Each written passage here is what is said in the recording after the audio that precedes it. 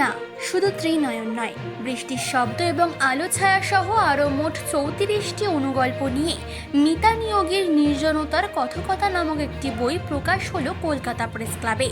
গতকাল এক বৃষ্টি ভেজা বিকেলে বিশিষ্ট কথা সাহিত্যিক তপন বন্দ্যোপাধ্যায়, ডক্টর মৃণাল কান্তি সাহা, কবি সুশীল মণ্ডল, অর্পিতা ঘোষ, আহ্বায়ক দেবাশিস বন্দ্যোপাধ্যায় সহ অন্যান্য গুণীজনদের উপস্থিতিতে মনন বুক হাউসের প্রকাশনায় এই বইটি উন্মোচনের সময় সাহিত্যিক তপন বন্দ্যোপাধ্যায় লেখিকা মিতা নিয়োগীর এই প্রয়াসে ভূয়সী প্রশংসা করেন। তিনি বলেন যে মিতা নিয়োগীর মতো অন্যান্যরাও ভালো কিছু লেখার জন্য তাদের নিজেদের জীবনের কিছু ঘটনাকে সংকলিত করে ভালো গল্প লিখতে পারেন। বিশেষত তিনি উল্লেখ করেন যে একজন মহিলার পক্ষেই একজন মানুষ বা একটি ঘটনাকে সুনিপুণভাবে পর্যবেক্ষণ করা সম্ভব। এই বইয়ের বেশ কয়েকটি গল্পই জীবনে ঘটে যাওয়া ঘটনার সংকলন। তার কাছ থেকে অনুপ্রাণিত হয়ে লেখিকার এই লেখনী যে সাধারণ পাঠকদের কাছে এক একটি গল্প প্রিয় হয়ে উঠতে পারে, এই বিষয়ে তিনি আশাবাদী।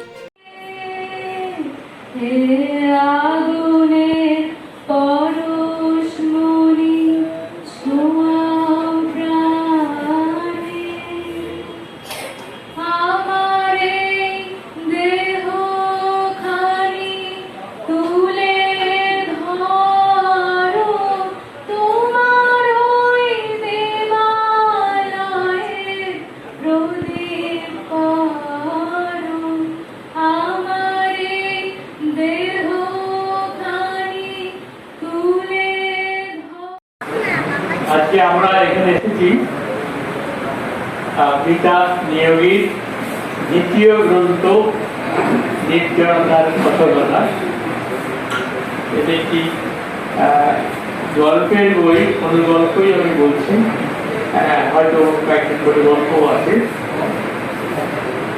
কিছুক্ষণ আগে মিতা নিয়োগীর সঙ্গে আমার কথা হচ্ছিল, ওর জীবনে অনেকটা সময় কেটেছে কোর্ট ফিল্ডে। কলকাতা প্রেস ক্লাব থেকে তাপস রায়ের রিপোর্ট, চেতনা বার্তা, জেগে থাকে, জাগিয়ে রাখে।